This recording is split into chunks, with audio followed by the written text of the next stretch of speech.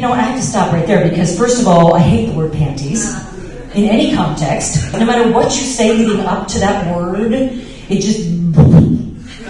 Like, gentlemen, I'm so glad we were able to negotiate this peace treaty between the Jews and the Arabs, and to celebrate, I'd like to fuck you all right now. So now I'm going to take off my pants.